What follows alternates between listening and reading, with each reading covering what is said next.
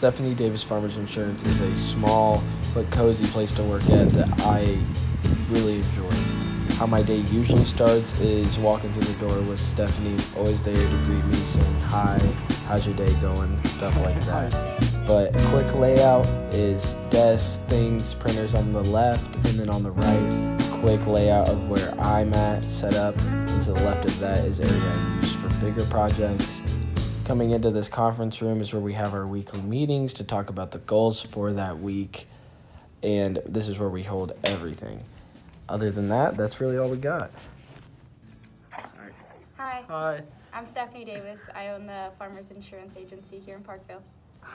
Okay, so for my first question, it is, what is an essential skill needed at this internship? The ability and willingness to communicate. Okay. Because if you're willing to communicate but you're not very good at it, you're probably not going to have very good results. Right. But yeah, so good communication and being able to understand your audience. Okay. And then what have you done to master this essential skill? Practice over and over. And I got really comfortable with failing. What did you do to get comfortable with that? Setting small goals with myself Okay. to achieve, to build my confidence. So I would get out of my comfort zone and do those things as far as communication. Okay. All right. And then last is, what advice can you give me to master this essential skill? My advice to you would be self-awareness, focus on self-awareness, and learning people. So there's tons of different personality types, and no matter what industry you go into, you have to be able to work with people and manage people. So the more that you know about people, psychologically, emotionally, things like that, the more successful that you're going to be in climbing that ladder or leading a team of your own. Okay. All right. Thank you. Yeah, for sure. So what I'm showing here is what I do on a day-to-day basis at Stephanie's office. So how it usually starts is I get on Stephanie's business professional page and check to see if we have any new reviews, any reviews I haven't responded to, or any reviews that I've missed in the past. I always check this on a day-to-day basis. I always see if there's any more interaction I could do on this page, and it usually starts here. Now what I would look at is the customer interactions and the profile strength. This shows me how we're doing and gives me more insight on how the Google page is going. Now what I would do is go to the business information. This lets me add any new information about the agency if there's any updates. Now after this, what I'm showing is how I would find a business that we would prefer to insure. Now, if Stephanie asked me to look up barbershops in the Kansas City area, I would look that up.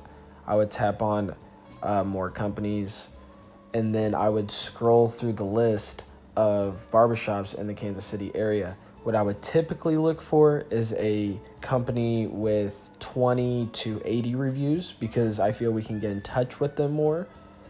But companies that have 284 reviews, I feel we can not get in contact with as easily. But that is what I do usually on a day-to-day basis. Now on the Farmers Code of Conduct, there's not really a set code of conduct, so I'm just going to highlight the main parts and then tell you how we handle them.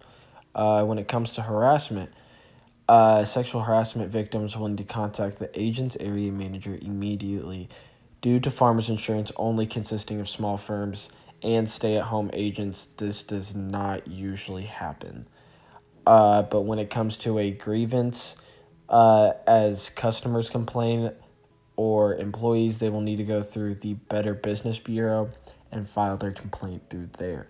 Now onto the hiring process. Farmers is really lenient on how they do most things at the business, but when it comes to hiring, they really like you to go through the Protege program, which is a program where the requirements are you need to be 18 with your casualty and property license. But if you do this, it gives you a much higher probability of profit and a much lower chance of risk, and it is much more affordable. Now, the agent benefits. The cons are the area you live in, which is mostly the Midwest. Insurance packages may not be as competitive as other insurance companies in the area. So personally, my agent Stephanie, she uses State Farm for her insurance because farmers cannot give her good enough benefits to be as competitive as State Farm.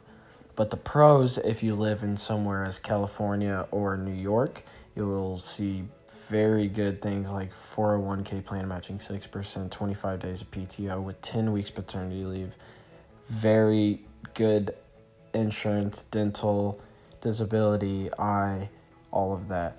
So when it comes to pros and cons, it's really just the area you live in, and East, West Coast really get the benefit.